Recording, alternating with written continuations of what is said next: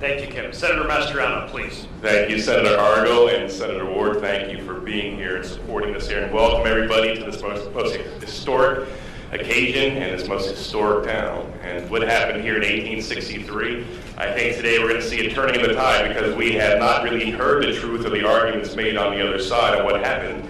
And we're dealing with a government and leadership in Harrisburg that wants to close their ears to what's happened during this election, and sadly many in the media that are complicit and want to write off what happened.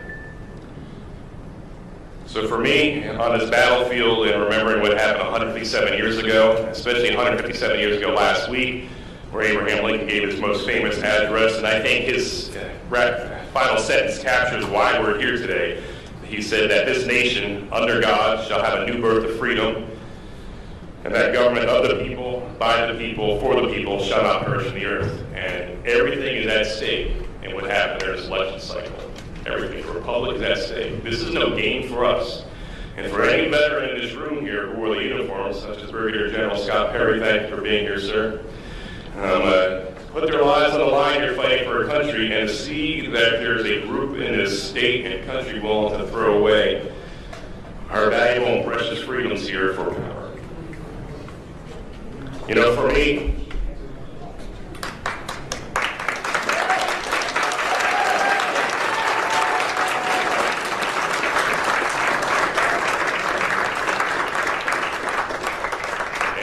Mr. Mary's going to be a fantastic hearing today. Despite pleas from our citizens, the governor refuses to even consider that there was any shenanigans in the elections here in our state. A state of 13 million people, and he wants to discount because his guy won that nothing bad happened, and that's just unacceptable. If there's any hint of fraud out there, we need to investigate. Any governor serving the people of this Commonwealth would put aside his petty politics, and find out the truth, if anyone was defrauded. And at this point here, he's unwilling to do that. Let me point out some hard facts here. We are in Adams County, named after our second president, John Adams, who famously said, "Facts are stubborn things." Let me lay out several of these inconvenient truths, as Al Gore would have us think. There have been many allegations of voting law violations across the state, and the governor serving the people would have to move heaven and earth to ensure no one was defrauded, but yet he's not moved to action. And even his Secretary of State, of course, says that there was no shenanigans of great concern. And I'll remind everyone that I was a no vote on the confirmation of Kathleen Boockvar 4 times that I interacted with her. I asked her why our elections in Afghanistan more secure than in Pennsylvania. And she sat there and blinked and couldn't give me a straight answer. That elections are more safe and secure in a war-torn country devastated by conflict since 1979. What is going on here? The place where this all started in 1776 and we can't get an election right? You gotta be kidding me here. And so as a result of her inaction, the governor's inaction, refusal to even look into any of the allegations, and to discount the very essential freedoms of our citizens, we are here today to try to find out what the heck happened in the election.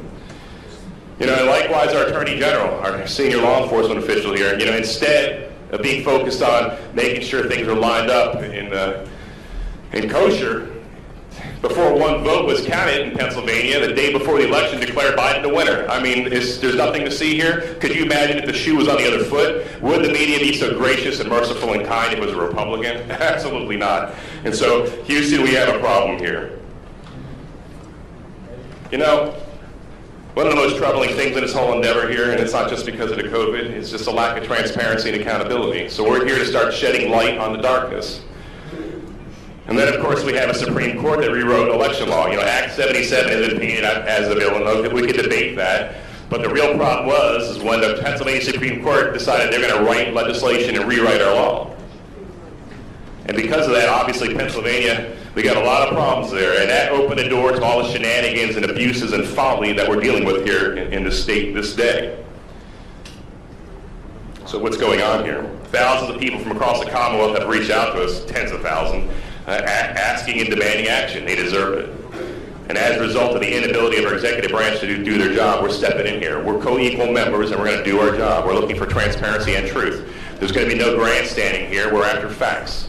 And we're going to have a good layout here of what happened. And you're going to have to decide, good people of Pennsylvania, on what happened and whether there's a strong case to be made or not. You know, the forgotten men and women of our great state feel betrayed by their government. And I'm with them. I feel the betrayal as well. to take these proceedings today to find out what happened, and then hopefully come up with an approach where it never happens again. And the issues are galore. You're going to hear about poll watchers being denied access, where election software vendors refuse to testify before the General Assembly. What do they got to hide? Do we expect people to trust their government? And we got to earn their trust. This is no game, and the very republic very much is at stake. And anyone who loves this country has to put aside their petty partisan politics and allow the light to shine where it is. And we're going to find the truth and celebrate it. You know, as a soldier and now as an elected member of the state Senate, I'm not going to stand aside, and neither of the members around me are as well. We're going to fight the good fight for freedom and secure our republic. Too many good men and women have gone before us who are giving their lives here, and to cast it aside now for power play is unacceptable. It's not going to happen.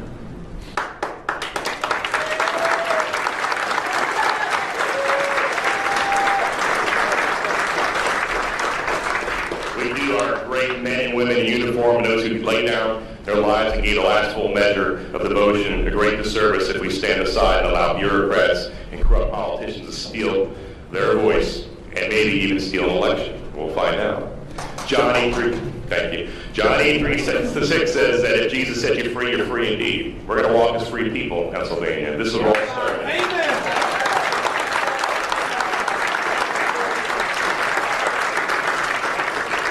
We choose this day to walk as free men and women and honor the sacrifice not only of Jesus on Calvary, but also to honor the sacrifice of brave men and women in uniform who fought for and secured our freedoms. We will be relentless in our pursuit of the transparency, of accountability, and truth. The time for dithering, politics, and games is over. The time for truth and justice is now. In conclusion, as Benjamin Franklin was leaving Constitutional Hall in 1787, he was approached by Mrs. Powell. And Mrs. Powell ran up to him. We surmise she knew him personally. And she said, "Well, Mr. Franklin, what do we have? A monarchy or a republic?" And he said, "A republic if you can keep it." This is our time to keep this republic.